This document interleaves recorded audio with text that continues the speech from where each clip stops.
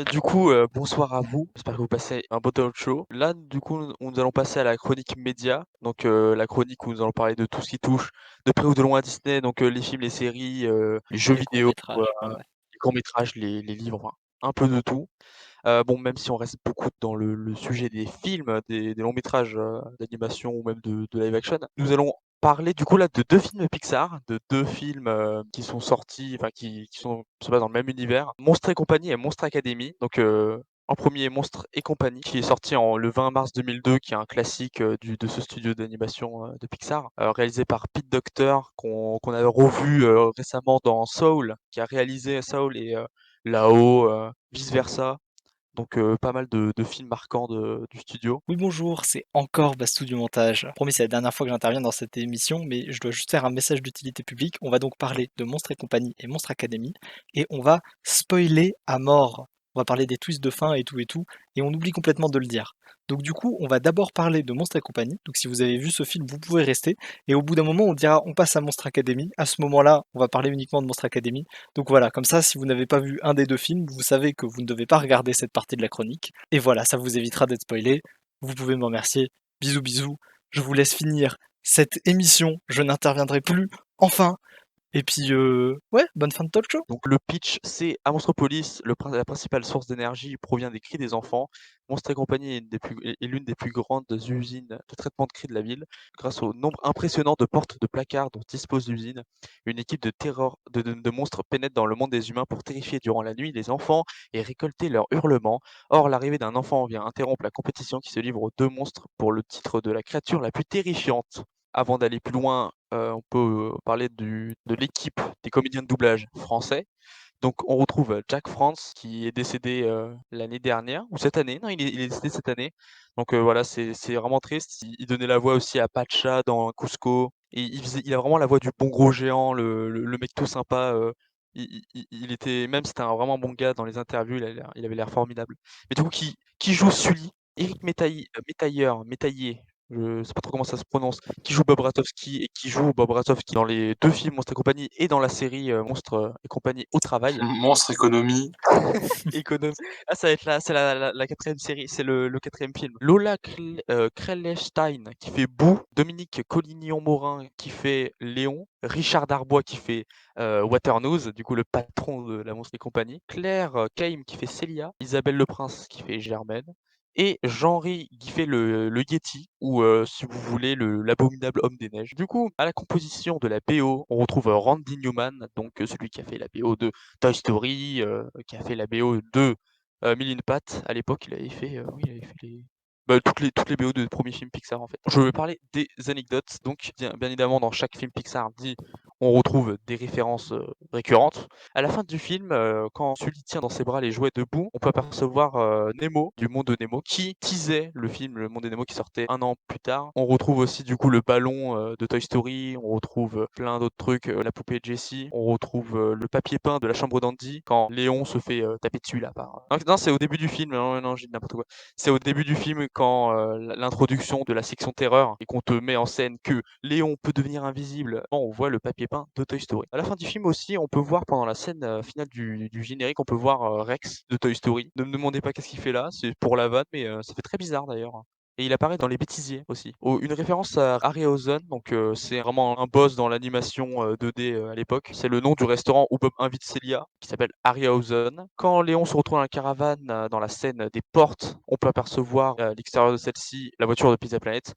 Et surtout, la caravane, c'est vraiment obvious, c'est la caravane de Mini Pat, donc est-ce que ça se passe dans le même univers? On sait pas. La caravane de Mini Pat, si vous vous en rappelez, c'est la ville des insectes ou Tilt en dans tout ça. Et aussi, une anecdote que je ne savais pas, on peut voir le vrai nom de Boo qui serait Marie. Donc au moment où elle donne un dessin de Léon, on peut voir, furtivement, écrit sur le dos de la feuille, son prénom. Donc on peut voir le poster de la chambre de Sid dans Toy Story 1 à travers une porte dans le début du film. Mais du coup, qu'est-ce que vous en pensez de ce classique de Pixar? Non, mais c'est un classique. C'est un classique, ça on peut pas l'enlever, hein. Du coup, même, du côté technique, le film a été une révolution, niveau, Ouais, bah, comment du dire? coup, c'est Animation c'est 3D. c'est plutôt moi, effectivement, Ouais. au niveau du nombre de poils sur Sully. Oui, C'était un truc, révolutionnaire dans l'animation à l'époque parce 3 que millions. voilà. Et la scène des portes! Genre vraiment, comment ils ont fait pour animer tout ça? C'est vrai que techniquement ce film est fou, parce que je crois que c'est le premier film, Pixar dans leur chronologie que quand tu le regardes, même aujourd'hui, tu te dis: «Waouh, c'est fou, c'est impressionnant», genre, parce que quand Oui. tu regardes le premier Toy Story, tu te dis: «Ouais, ça a vieilli quand même, machin. Mille et une pattes, ça va pas trop», tu vois, machin. Mais Monstres et Mmh. compagnie, même aujourd'hui, tu es là: «Ah oui, quand même». Mais du coup, au niveau de l'histoire, Monstres et compagnie, c'est vrai que c'est pas forcément le type d'histoire que tu vois partout, quoi. C'est ultra inventif l'idée que l'énergie vienne des cris des enfants et puis, tu vas montrer ça comme ça. Tu sais, quand tu es petit et que tu regardes ce film, tu te dis: «Mais qu'est-ce qui va se passer dans ce film?» Bah, c'est surtout que, pour moi, c'est un des Pixar les plus originaux, quoi. Voilà. Origi C'est pas 2 personnages qui partent à l'aventure, enfin qui non, font, qui vivent un truc. C'est vraiment ça se passe au même endroit, c'est des gars qui travaillent, c'est juste qu'il y a Boo qui arrive, dans leur vie et puis enfin oui et même certaines personnes, n'aiment pas trop ce film parce que, bah, c'est peut-être un peu trop pour eux. Mais les 1res minutes, genre vraiment carbone, hein. On te met plein de trucs dans la gueule en mode: «Ouais, les monstres, ils font peur, c'est leur source d'énergie, machin, réalité augmentée». Genre vraiment le début du film, c'est n'importe quoi quand on regarde la télé là. Oui. On te met plein de trucs dans la mais au final, quand tu rentres dans cet mmh. univers de monstres un peu cartoonesques, tout ça, un peu reconnaissable, coloré et tout, genre vraiment, c'est fou, C'est vrai que l'intégralité du film, tu vois, qu'il y a de la créativité partout, c'est mais même dans la séquence d'introduction, genre Mmh. le truc en 2D avec les portes et la musique, Oui, c'est culte, c'est iconique parce que, Oui. bah, voilà, c'est juste, c'est fou alors que c'est vraiment juste de la séquence d'intro avec les noms. Aussi, je vois, c'était la vidéo que j'avais vue de cinéma. Oui, alors Si, de on en oui, profite, hein, mais si vous avez pas oui. vu oui. de la vidéo de cinéma, elle est folle. C'est en fait, le fait de est-ce que ce serait techniquement possible de faire ça, dans la vraie vie? De convertir, cette énergie du cri, Mmh. en électricité? Bon, je vous laisse voir la vidéo. Oui, excellent youtubeur qui fait une vidéo tous les 3 milliards d'années, mais c'est très bonne. Ouais et puis je sais pas où aller parce qu'il y a trop de trucs à dire sur ce film, mais tu vois, par exemple, au niveau des méchants, on en parlait une fois, mais avec Syndrome, c'est un des seuls méchants Pixar, Bah, c'est vrai que moi, Tornado, je l'aime beaucoup. Un peu le patron un peu hyper exigeant, même vraiment, machiavélique, genre le fameux: «J'enlèverai des milliers d'enfants plutôt que voir cette, compagnie ruinée». D'ailleurs, j'ai oublié une anecdote, purée, mais du coup la réplique: «J'enlèverai des milliers d'enfants plutôt que de voir cette compagnie ruinée», incroyable. C'est une référence au film Outland, réalisé par Peter Yams en 1981, dans lequel, une entreprise dont la production doit augmenter à tout prix, quitte à mettre en danger la vie des autres, voilà Mais après, et Waternoose, genre, c'est le moment où il se confie avec Sully. Bah, il a l'air, genre, quand même sympa comme personnage, oui, oui, en fait, je crois, c'est le seul twist villain, je sais pas comment tu dis en français, méchant qui genre, tu oui. sais, méchant qui est pas méchant au début et qui est révélé dans un twist. Je crois que c'est le seul que les gens ils aiment, vraiment. bah, le twist est vraiment cool d'ailleurs, hein. C'est Oui, le du voilà coup quand et ils parce font que bannir, en fait, dans le film, tu as déjà un méchant avec Léon et du coup, tu es pas Oui. en mode, «Hey, lui, il va devenir», tu te dis: «C'est bon, le méchant, on en a déjà un». bah, surtout que vraiment pendant tout le film, on te dit que ouais, le personnage c'est un gentil quoi. Beaucoup de choses dans ce film sont très qualitatifs. Bien sûr, la relation Sully-Boo évidemment et même Sully pour moi c'est le personnage le plus touchant de Pixar, je trouve que c'est vraiment un des personnages, tu as envie de lui faire un gros câlin, c'est Ouais, fou. bon, après Django quand même, hein, Ouais, qui est j'avoue trop Django, émouvant, trop émotif, Django j'avoue. Forever. voilà. Django, pour ceux qui ne savent pas, c'est le père de Rémi. Oui, non, Sully, c'est vraiment, the personnage du film. Mmh. C'est le personnage un peu rêveur et tout. Moi, vraiment, j'aime beaucoup, bon, bah, du coup, on est tous d'accord pour dire que ce film est excellent, Ouais, ouais. Oui, qu'on pleure tous à la fin, parce que c'est oui. trop triste Mmh. et que voilà, voilà. Je pense qu'on pourrait s'arrêter là sur, Monstres et compagnie. Ouais, ouais, ouais. Parce que en fait, je pense que ça va être plus intéressant de parler de la suite parce qu'il y a plus Oui, de oui. choses à Oui. dire. Oui, oui, oui et on peut-être qu'il y aura plus d'avis divisés aussi. Exactement. Bon, bah, du coup, on passe à Monster Academy, la seule préquelle de Pixar, sortie le 10 juillet 2013, donc 11 ans après, réalisée par Dan Scanlon. Du coup, petit monstre Bob Razowski rêve de devenir terreur, donc ça remet en scène Bob Razowski. Aujourd'hui, il rentre à l'université Monster Academy où sont formés les meilleurs terreurs. Son plan de carrière est bien préparé et pourtant menacé par sa rencontre avec Sully. Donc déjà, là, les gens qui connaissent bien Monster et compagnie, ils vont dire mais c'est illogique, dans Monstres et compagnie, ils disent qu'ils se connaissent depuis la maternelle. Et là, c'est un peu une incohérence qui peut être Non, un peu moi explicable. bah, moi je l'explique sur le fait que, bah, c'est en mode, ils se connaissent depuis une éternité quoi déjà Ouais, depuis c'est une expression. Mais oui, du coup, voilà, dans les comédiens de doublage, on retrouve Eric Matéier, qui joue encore Bob Razowski, Xavier Fagnon, qui fait Sully, donc c'est pas Jack France. Jack France n'était pas décédé à l'époque, c'était juste que, bon, bah, on sait pas trop encore, mais peut-être que c'était une préquelle donc ça se passait avant et que la voix de Jack France faisait un peu trop adulte pour Sully, je sais pas. Alors que Jack France interprétait Sully dans les bandes annonces, donc c'est un peu bizarre comment ils ont géré ça. Jérémy Prévost qui fait Léon Bog, Catherine Deneuve qui fait Abigail Hardscrabble, donc la proviseure, Jean-Claude Donda qui fait Don Carlton, Malik Bentala qui fait Squishy Squibbles, Donald Regnault, Terry Perry, Emmanuel Garéjo qui fait Perry, Jamel Debbouze Ouais! qui fait Art, Michel Papiceni qui fait Professeur Knight. Moi, je trouve que le doublage, même s'il y a du star talent, franchement, ça passe. Genre vraiment, même Jamel Debbouze, moi, je trouve qu'il est un peu Le drôle. doublage est très bien, mais je trouve que le Star Talent, en fait, il aurait été mieux si jamais Jamel Debbouze n'avait pas incrusté ces vieilles blagues qu'il fait partout, quoi. Bah, Il y a en des, vrai, en fait, il y a des gimmicks qu'il fait dans tous ses spectacles, dans tous ses films et tout, qui sont dans le film, et je trouve que ça casse un peu le personnage. Attends, il fait ouais, qui, Jamel Art, Debbouze? Art, c'est le mec, on Parce sait que, pas, le mec violet avec ses 2 jambes, avec ses tout petits Mais bras, Ah là. oui. en fait, C'est, le doublage va bien parce que le personnage de Jamel Debbouze n'est pas si important que ça. oui. Ça, oui, Abdel Malik, enfin, l'autre, là, j'ai oublié son nom, plus Malik ouais, Malik Bentala. Bentala. Ouais, Malik Bentala, c'est pas Abdel Malik, je sais pas pourquoi je l'avais comme ça. Ah, c'était quelqu'un d'autre, Abdel Malik. Mais juste, lui, je trouve ça passe mieux parce que lui, il respecte parfaitement le personnage, il respecte son texte, quoi. Il Mm. rajoute pas des vieilles phrases à lui. Autant je trouve que celui de Bentala est très bien, mais celui de Jamel Debbouze, je trouve qu'il est un peu. Après, Art, le personnage, il est un peu drôle. Ouais. Ouais, du coup, la composition de la BO, on retrouve aussi Randy Newman, très sympa, qui fait moins jazz, qui est un peu en plus en mode fanfare de lycée Ouais. américain. Avec d'ailleurs, moi, l'hymne de Monster Academy que j'aime beaucoup. Mais du coup, dans les anecdotes, dans Monster Academy, on apprend la véritable raison de pourquoi l'abominable homme des neiges s'est fait bannir de Monstropolis. Du coup, on le voit travailler à la fin dans l'usine quand Bob et Sully se font embaucher dans la Monstre Compagnie. Et on apprend que ceux qui lisent les lettres du service de la poste, de trieur de courrier, se font bannir. Voilà, donc il s'est juste fait bannir parce qu'il a lu une lettre. Et d'ailleurs, on apprend aussi, c'est sous-entendu que le Loch Ness et le Bigfoot se sont fait également bannir comme ça. Donc c'est un peu drôle. Aucun des coéquipiers de Bobby Sully, donc tous les personnages de la Uzma Kappa n'apparaît dans la suite. Monstre et compagnie, entre parenthèses, la suite, vous m'avez compris, le film est sorti avant, mais machin. À la fin du générique de fin, c'est montré qu'ils sont tous engagés à la Monstre et compagnie à la fin de leurs études, mais rien n'expliquait à leur sujet. Aussi, Uzma, la première partie du nom de la fraternité, donc Uzma Kappa, c'est une dérive de Uzma, donc c'est-à-dire la maison de maman. Voilà. Vers la fin du film, dans les épreuves de la peur, la dernière épreuve, donc le simulateur de la peur, on peut apercevoir des jouets, et notamment un petit jouet de dinosaure, donc Arlo, qui utilisait du coup le voyage d'Arlo qui sortirait. Le sorti, film quoi. d'après. Oui, parce que du coup, ça revient au truc qui disait Nemo.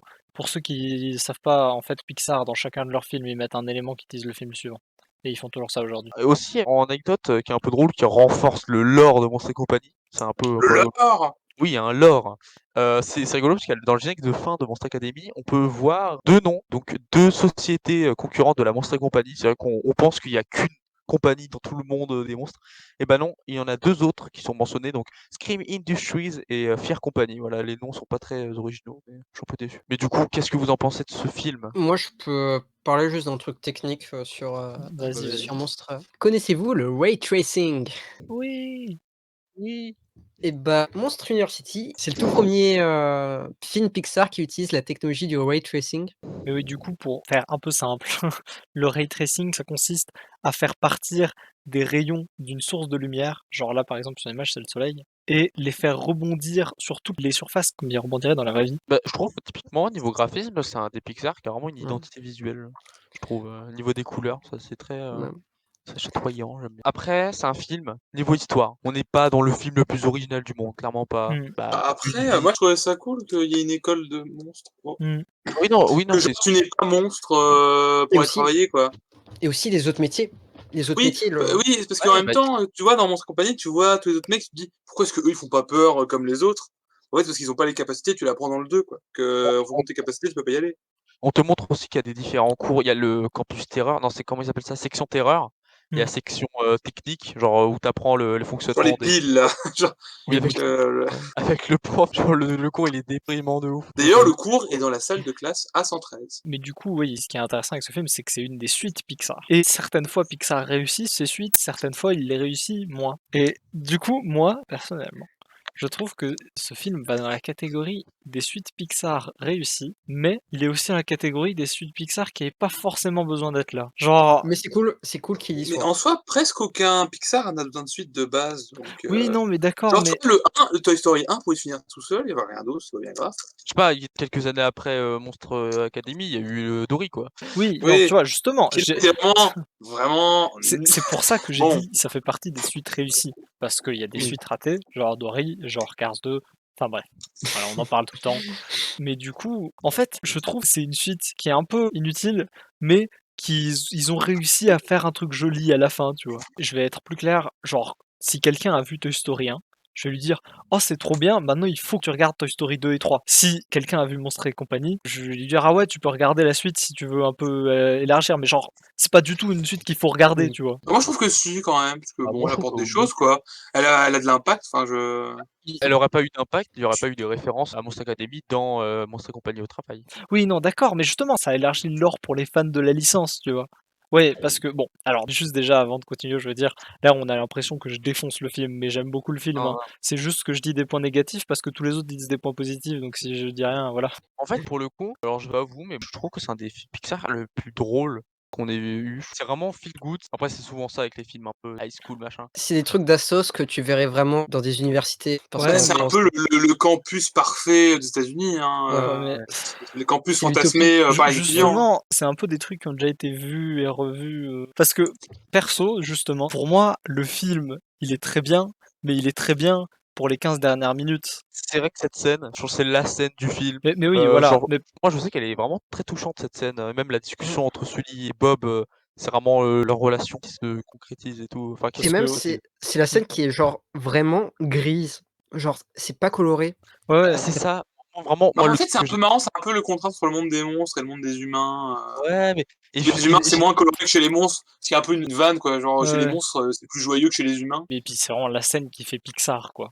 Genre, tu oui. sens que là, tu regardes un film Pixar. Bah, c'est la scène d'aventure, quoi. Et vraiment la scène où, du coup ça reprend des codes de films d'horreur et tout, c'est trop cool. Mais Vraiment oui, cool. mais du coup, vraiment, toute cette fin est ultra qualitative. Elle est bien rythmée, les émotions passent, c'est touchant et tout. C'est vraiment très très bien. Justement, je pense qu'elle aurait pas été aussi puissante s'il y aurait pas eu tout le film derrière, même si c'est OK, tiers Ouais, mais le voilà, mais justement, s'il y avait pas cette fin sérieuse, machin et tout, le film serait vraiment osef au possible. Genre, j'en aurais Vraiment. rien à foutre du un film. peu je suis un peu d'accord, hein. C'est vrai que Genre, ça joue beaucoup la carte du, après c'est bien, hein, pour un film de changer d'ambiance direct comme ça joue la carte du, La surprise.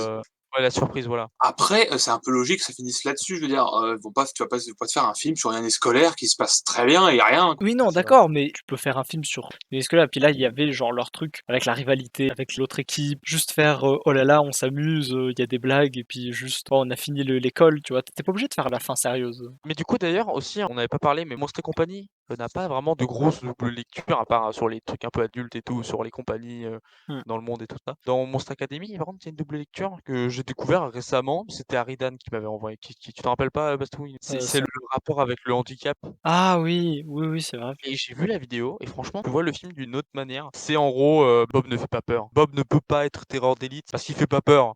Et en fait, ça serait une double lecture. En gros, ça serait une sorte d'handicap et que ça peut c'est Mais par contre, je dis ça comme ça, mais le court-métrage Monstre, Academy est vraiment un des courts-métrages Pixar le plus éclatés. j'aime bien parce que comment c'est contradictoire. Dans le film, on te dit: «Le monde des humains, c'est hostile, pour un monstre, c'est horrible, c'est sombre, tu peux te faire buter par des policiers, c'est horrible». Et dans le court métrage, c'est: «LOL, Ender, on va dans le monde des humains, on saute, on» Vraiment et puis pas drôle le court-métrage, ouais, non, je alors que la voiture de Bob, de Monstres et compagnie, était vraiment cool. Et oui, le court métrage de Monster Academy a vraiment pété, fais un Moi, moment. j'aime bien la scène où t'as la patronne du campus qui apparaît pour la première fois, là, avec les volets qui se ferment et tout. Oui, bah, d'ailleurs, elle est vraiment bien, hein, j'aime beaucoup les designs des personnages. Mais en fait, c'est fou comment ils la rendent méchante de ouf. Et alors, tu te dis, oh, bah, c'est cramé à 1000 mètres qu'elle va faire genre, je vais mettre des bâtons dans les roues des élèves. Et non. Moi, j'aime beaucoup aussi la scène quand ils veulent, s'infiltrer dans la Monstre et compagnie, là. C'est quand même un peu drôle, c'est un peu stylé quand même. Mais du coup, juste pour résumer, pour les gens qui ont du mal à suivre, donc ils ont sorti le film Monstres et compagnie au début, dont on a parlé, là, c'est le premier film qui est sorti. Après, ils ont sorti un court-métrage, mais on s'en fout. Ils ont sorti des années plus tard Monstre Academy, qui est une préquelle à Monstres et compagnie, donc qui se passe avant Monstres et compagnie. Et là, récemment, ils ont sorti une série qui s'appelle Monstres et compagnie au travail sur Disney+, qui fait suite au premier Monstres et compagnie et dont on parle pas aujourd'hui. Voilà. Et si vous avez tout regardé, la chronique, sans avoir vu les 2 films et la série, vous vous êtes fait complètement spoiler la gueule, mais Non, pas la série, c'est bon, s'ils ont pas regardé la la série. série, la Mais oui, vous vous êtes fait spoiler les 2 films, d'accord. Et puis, on parlera sûrement de la série à un moment. bon, je pense qu'on peut s'arrêter là.